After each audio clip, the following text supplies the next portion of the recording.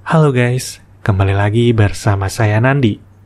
Pada video kali ini, saya akan membahas sebuah film berjudul The Hun 2012. Tidak pernah lupa, saya selalu mendoakan agar kalian dan keluarga bahagia serta sehat selalu ya.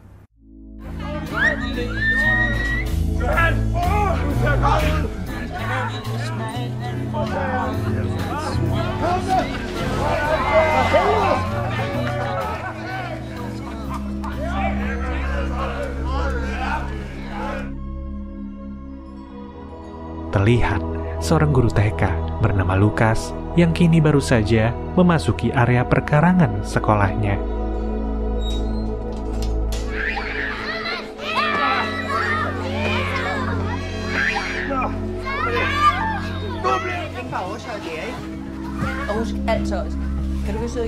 Suatu hari saat Lukas dan anjingnya, yaitu Fanny, baru saja keluar dari supermarket.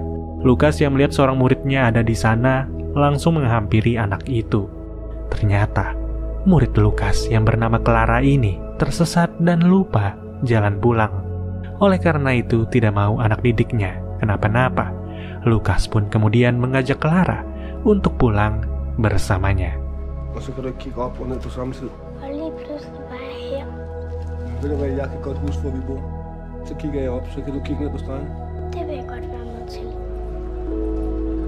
Meski Clara hanyalah seorang anak kecil, tapi Clara punya pikiran seperti orang dewasa. Di mana saat Lukas dan anak itu berbincang-bincang, Clara memperingati Lukas untuk tetap berpikir positif dan selalu menjalankan hidup sehat.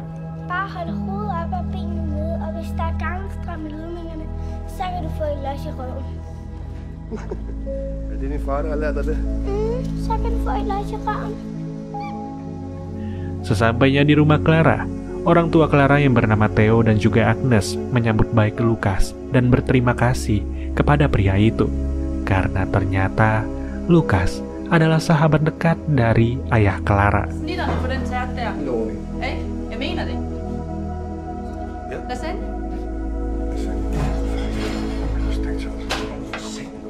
Dari percakapan Lukas dan Theo, kita bisa mengetahui bahwa Lukas baru-baru ini bercerai dengan mantan istrinya, dan anak Lukas satu-satunya yang bernama Markus tinggal bersama istri Lukas yang bernama Kristen. Meski Lukas berkata kalau hubungan rumah tangganya baik-baik saja, tapi dari kedut matanya, Theo bisa hafal kalau pria itu sedang berbohong. Sesaat kemudian, Clara yang sedang bengong diberi cuplikan gambar tak senonoh oleh teman kakaknya itu.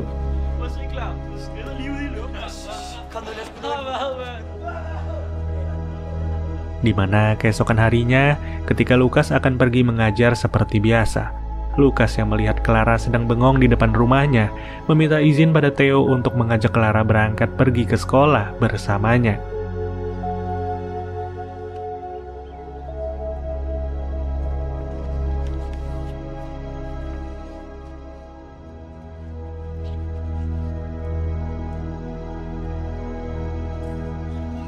Dari segala perhatian yang dilakukan Lukas, rupanya Clara diam-diam menyukai Lukas.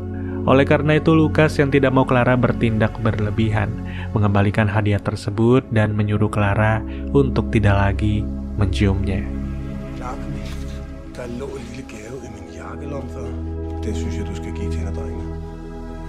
Malam harinya, ketika sekolah akan tutup, rupanya kedua orang tua Clara masih belum menjemput anak itu, membuat kepala sekolah di sana yang bernama Gret tampak prihatin terhadap Clara.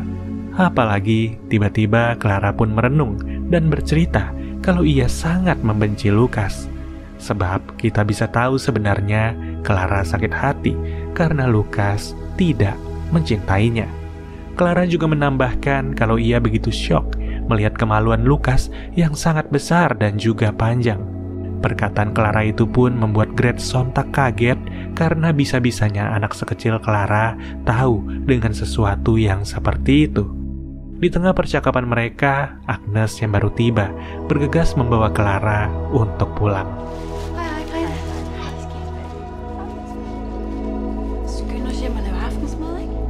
Sementara itu, Lukas kini sedang berbincang-bincang dengan salah satu guru honorer di sana yang bernama Nadia. Melihat dari mimik wajah Nadia dan juga Lukas, mereka berdua tampaknya saling menyukai satu sama lain.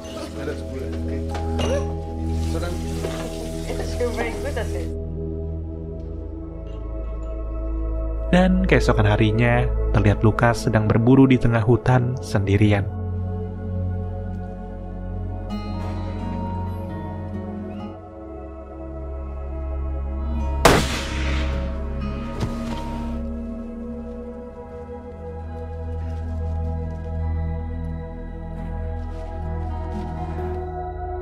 Hasil buruannya itu kemudian ia panggang dan nikmati bersama dengan Theo dan juga semua sahabatnya. Di tengah obrolan acara yang sedang berlangsung, Lukas dihubungi oleh Nadia yang langsung mencurahkan isi hatinya dan ingin tinggal bersama Lukas. Lukas yang mempunyai perasaan yang sama pun seketika mengizinkan Nadia untuk tinggal bersamanya.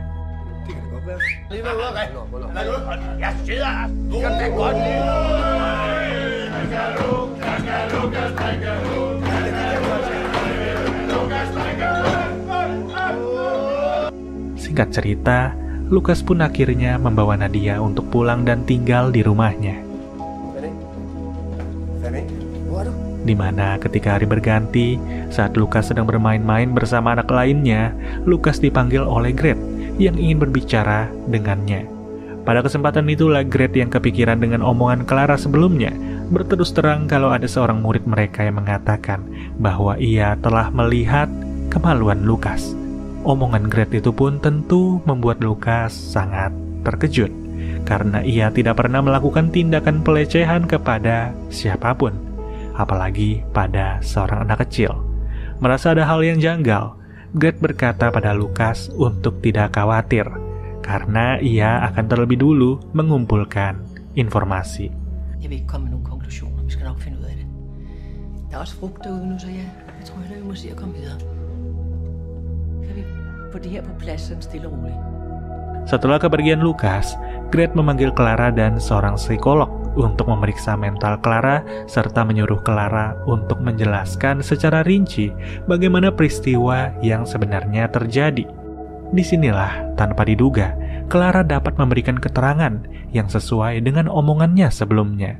Ditambah lagi, Clara mengatakan bahwa Lukas mengeluarkan cairan putih dari bawahnya, yang membuat Gret dan psikolog itu sangat yakin bahwa Lukas benar-benar melakukan tindakan tersebut.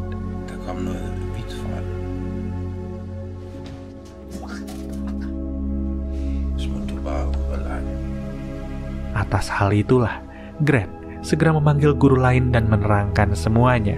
Gret berniat untuk melaporkan kejadian tersebut kepada pihak berwenang, serta memanggil orang tua siswa. Mengetahui bahwa Lukas kini sedang berada di area taman bermain bersama Clara, Gret pun menyuruh Lukas untuk pulang terlebih dahulu.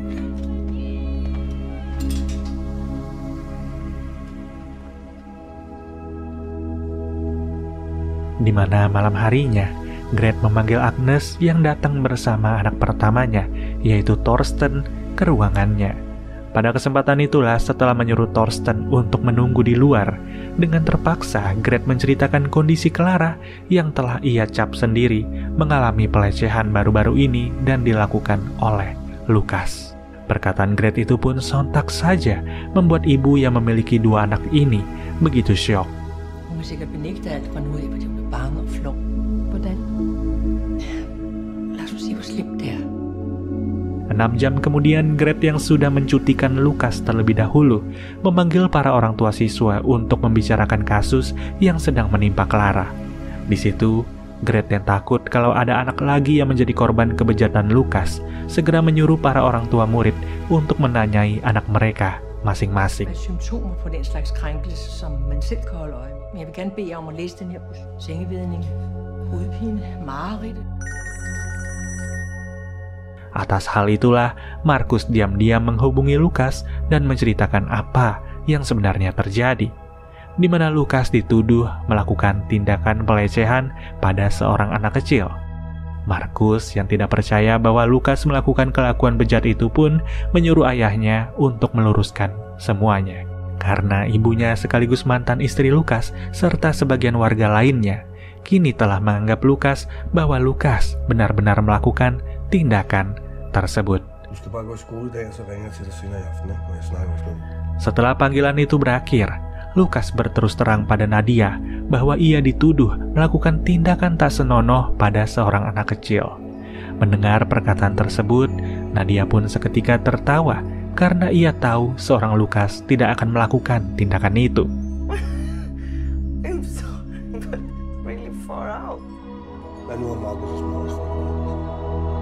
Tak terima dengan tuduhan tersebut, keesokan harinya Lukas yang masuk ke ruangan Gret dikagetkan dengan para orang tua murid yang sudah ada di tempat itu. Ketika Lukas akan menjelaskan, Gret yang termakan omongan Clara segera menjauh dan menyuruh Lukas untuk pergi. Melihat kejadian tersebut, karena Lukas tidak mau menuruti perkataan Gret, salah satu orang tua siswa pun segera mengusir Lukas secara paksa.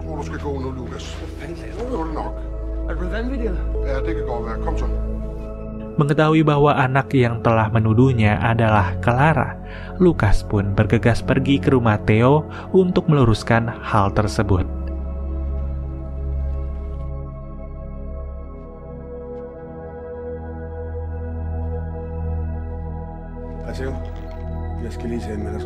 Pada kesempatan itulah Lukas mengatakan kalau ia benar-benar tidak sebejat itu dan segera menyuruh Theo untuk menanyakan kembali kepada Clara apakah ucapannya benar atau tidak.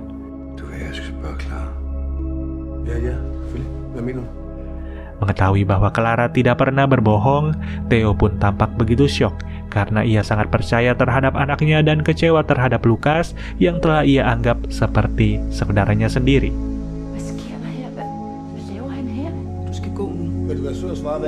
Forsvind herfra! Svin, man, kraften vil aldrig nogensinde mere have, du kommer her. Hey, Lukas. Sindssygt eller hvad? Stå og røsk, min lille datter. Så får du en kugle. Kom her, kig på mig. Kig på mig. Setelah Lukas pergi, Clara pun mengatakan kalau sebenarnya semua yang telah ia jelaskan pada Gret adalah omong kosong belaka. Agnes yang mengira kalau Clara mengalami trauma pun tak membicarakan hal itu pada Theo dan menyuruh Clara untuk beristirahat. Di waktu yang sama, Gret memanggil Nadia sebagai kekasih dari Lukas untuk memberikan keterangan tentang sosok Lukas. Diketahui, Gret bersama para orang tua siswa telah melaporkan kejadian itu kepada polisi. Meski Nadia berterus terang bahwa Lukas tidaklah sekeji itu, Gret dan para orang tua siswa tetap yakin bahwa Lukas adalah seorang yang berpenyakit. Disitulah sebagian orang tua siswa mendapat informasi dari anaknya kalau ternyata mereka juga adalah korban dari kebejatan Lukas.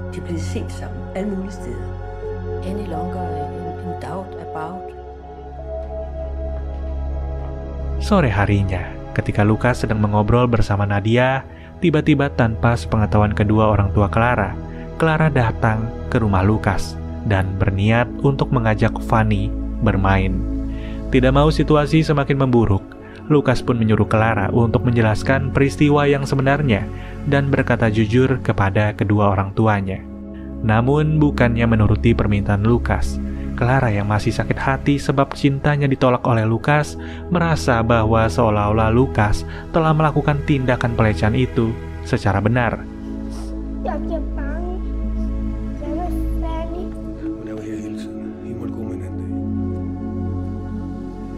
Oleh karena itulah, Nadia yang hanya melihat roman wajah Clara dari kejauhan sontak bertanya pada Lukas apakah Lukas benar-benar melakukan tindakan keji itu. Yang tentu membuat Lukas merasa bahwa semua orang akhirnya percaya dengan rupa dan omongan gadis kecil tersebut.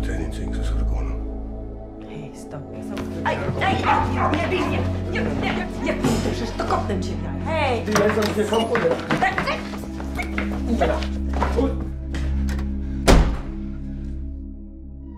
24 jam kemudian, ketika sedang bermain dengan adiknya, Thorsten begitu sedih karena ia tak menyangka bahwa adik cantiknya itu telah dilecehkan oleh sahabat dekat dari ayahnya sendiri.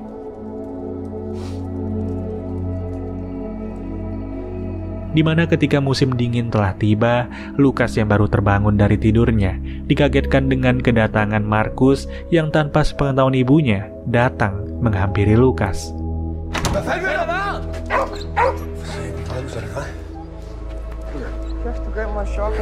Dari percakapan mereka, kita bisa tahu bahwa kehidupan Lukas kini semakin kacau, di mana ia terus dikucilkan dan dipecat dari pekerjaannya serta hampir gila.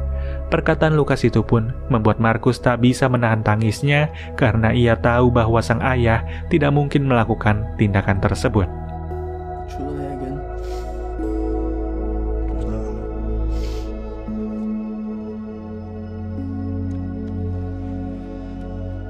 Tidak lama kemudian, dari banyaknya orang yang membenci Lukas, salah satu sahabat Lukas yang bernama Brun datang dan mau membantu Markus.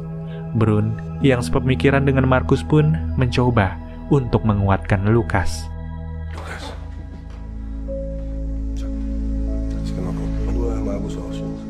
Ketika Markus disuruh oleh Lukas untuk berbelanja, tiba-tiba si pemilik toko swalayan di sana menghampiri Markus dan menyuruh Markus untuk melarang ayahnya berbelanja di toko tersebut karena si pemilik toko jijik terhadap tingkah laku Lukas yang begitu hina.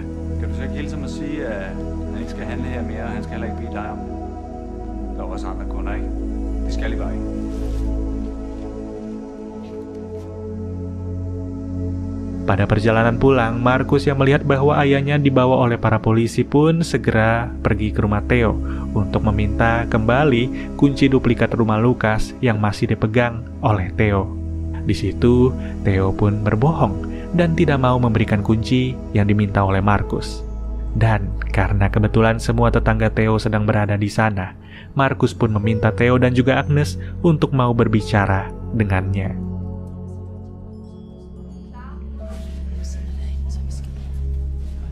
Pada kesempatan itulah, Markus memohon kepada mereka berdua untuk mengeluarkan Lukas dan melepaskannya dari segala tuduhan. Namun karena Theo dan Agnes tetap kekeh ingin memenjarakan Lukas, Markus yang emosi pun menyuruh Clara untuk berkata jujur, yang sontak membuat situasi menjadi chaos.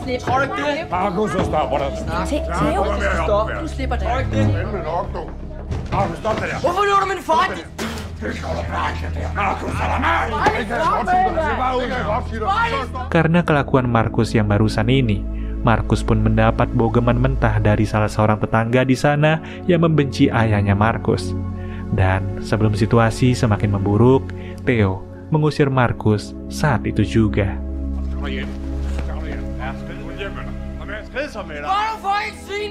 Tepat sebelum langit berubah menjadi gelap, Markus pun datang ke kediaman Brun dan disambut baik oleh keluarganya. Disitulah Brun menjelaskan bahwa ayahnya dan saudaranya mau membantu Lukas dan berjanji pada Markus kalau mereka akan membebaskan Lukas dari segala tuduhan.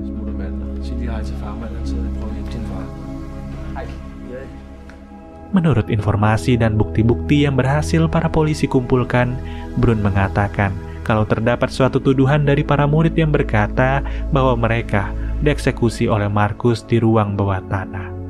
Akan tetapi setelah diselidiki lebih lanjut oleh para polisi, ternyata ruang bawah tanah yang dimaksud mereka itu tidaklah ada dan bisa saja itu semua hanyalah imajinasi anak-anak.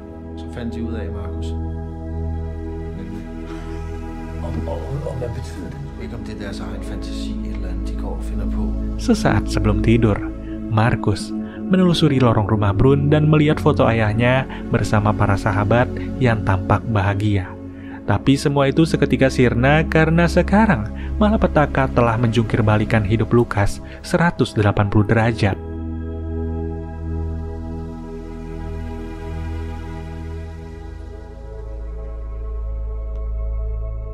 Dan pagi harinya, Markus dibangunkan oleh Brun yang mengatakan bahwa saat ini Lukas sedang berada di dalam perjalanan menuju tempat mereka. Rupanya, semua usaha yang dilakukan keluarga Brun berjalan dengan lancar dan membuat Lukas bebas dari segala tuntutan.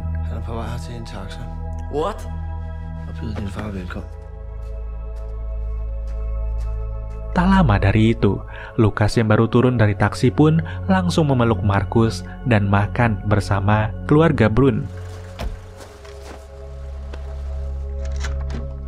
Hallo, det er i hvert fald dejligt at se dig igen, din idiot.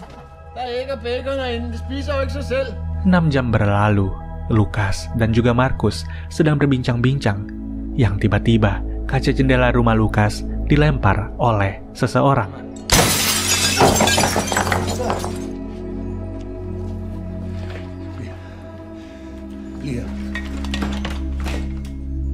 Saat Lukas mencoba untuk mengeceknya keluar, Lukas pun mendapati sebuah bungkusan hitam yang saat dibuka, ternyata itu adalah jasad Fanny yang telah dihabisi oleh seseorang.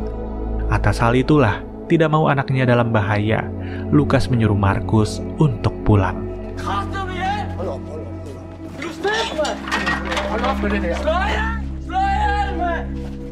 Terlihat saat ini, Lukas yang sedang mengubur anjingnya dan ingin sendirian, segera mengusir Brun yang berniat untuk menenangkannya.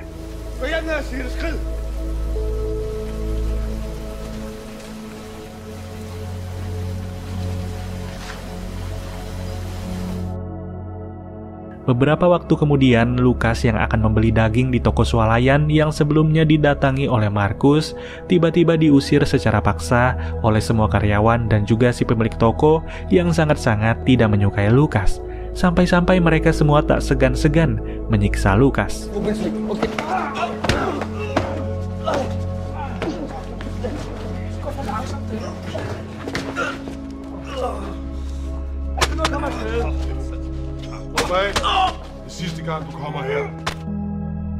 Meski keadaannya babak belur, Lukas yang membutuhkan bahan makanan pun kembali mencoba memasuki toko. Dan ia menghajar salah seorang koki di sana serta membayar belanjaannya yang sebelumnya telah ia kumpulkan.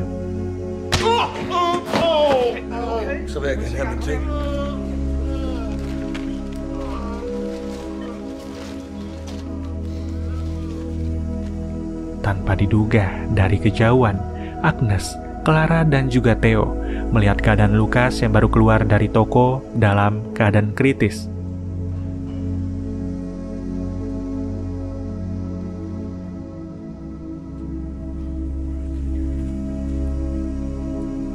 Dan ternyata, rupanya malam itu adalah malam Natal, di mana meski keadaan hati dan dirinya begitu kacau, terlihat Lukas yang saat ini membersihkan dirinya serta bersiap-siap untuk pergi merayakan misa Natal ke gereja.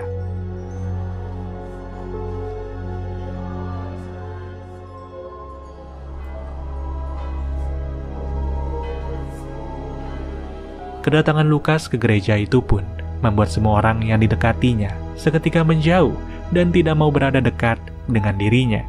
Dan ketika misa sedang berlangsung, Lukas tak bisa lagi menahan emosinya, serta terus menengok ke arah Theo.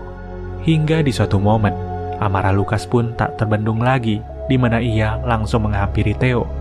Disitulah Lukas menyuruh Theo untuk menatap ke arahnya, sebagai pertanda bahwa saat ini, akibat fitnah yang ditimbulkan Clara, hidupnya menjadi sengsara.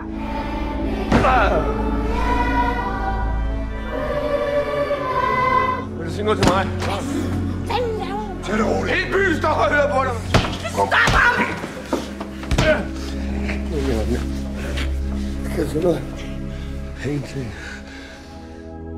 Dan akibat tindakan Lukas barusan itu, Theo pun terus terfikirkan dengan nasib Lukas yang begitu sengsara. Karena bisa saja anaknya itu benar-benar melakukan fitnah terhadap Lukas. Sampai pada akhirnya, Theo yang akan mengecek keadaan Clara yang sedang tertidur, mendengar ucapan Clara yang berkata bahwa ia telah berbohong atas semua tuduhan yang ia lemparkan kepada Lukas.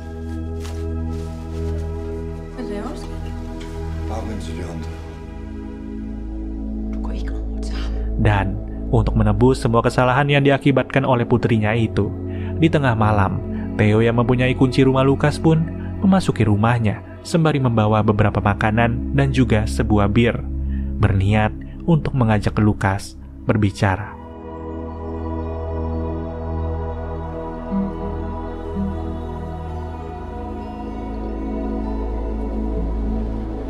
1 tahun kemudian, atas semua penjelasan yang disampaikan oleh Theo dan juga Agnes, mereka pun menyimpulkan bahwa Lukas memang benar-benar tidak bersalah.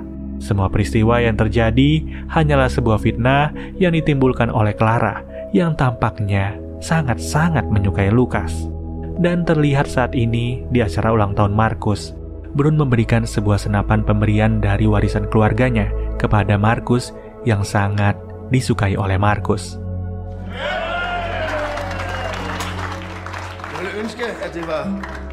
Keesokan harinya ketika Markus dan Lukas sedang berburu, tiba-tiba